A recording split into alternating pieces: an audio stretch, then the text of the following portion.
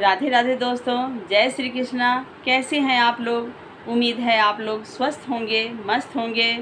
आज मैं आप लोगों के लिए एक कजरी गीत लेके आई हूँ, जिसको श्रद्धा संगम चैनल के द्वारा आप लोगों को सुनाना चाहती हूँ। अगर अच्छा लगे तो कमेंट ज़रूर करिएगा, और जो नए हैं वो सब्सक्राइब ज़रूर करेंगे।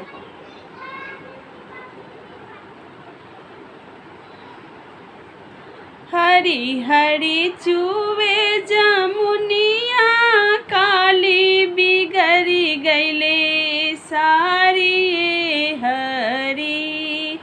हरी हरी चूवे जमुनिया, काली बिगड़ी गईले सारी हरी।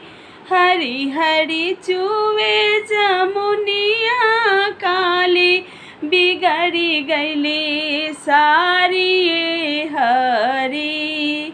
ओही जमुनिया तर भोजन बनैलहु राम, जीवना बनैलहु राम।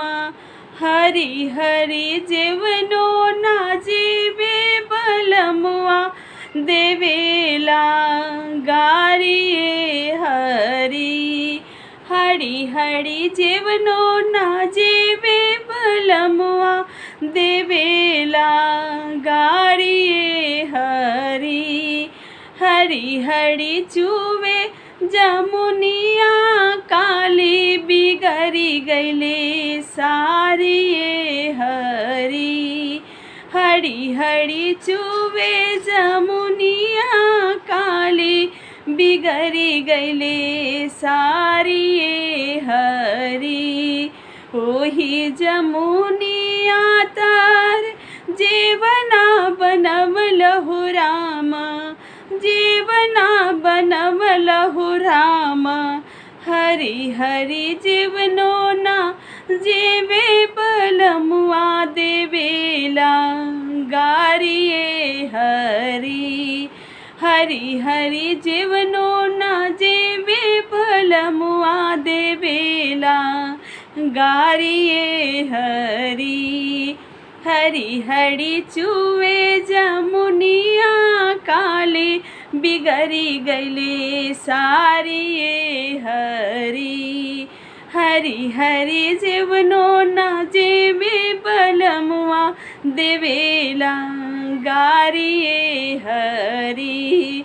ओही जमुनिया तर जीवना बनवलहु राम, गेरुआ भरवलहु राम, गेरुआ भरवलहु राम। हरी हरी जलवो ना पिए बलमुआ, देवेला गारी हरी। हरी हरी जलवो ना पिए बलमुआ, देवेला गारी हरी। हरी हरी चूवे जमुनिया, काली बिगड़ी गईले सारी हरी। ओही जमुनिया तर सेजिया डसवलहु राम, सेजिया डसवलहु राम। हरी हरी सेजियो ना सोए बलमुआ, देवेला गारी हरी। हरी हरी सेजियो ना सोए बलमुआ, देवेला गारी हरी। हरी हरी चूवे जमुनिया, काली बिगड़ी गईले सारी हरी। ओही जमुनिया तर बीरवा लगवलहु राम, बीरवा लगवलहु राम। हरी हरी बीरवो ना चाभे बलमुआ, देवे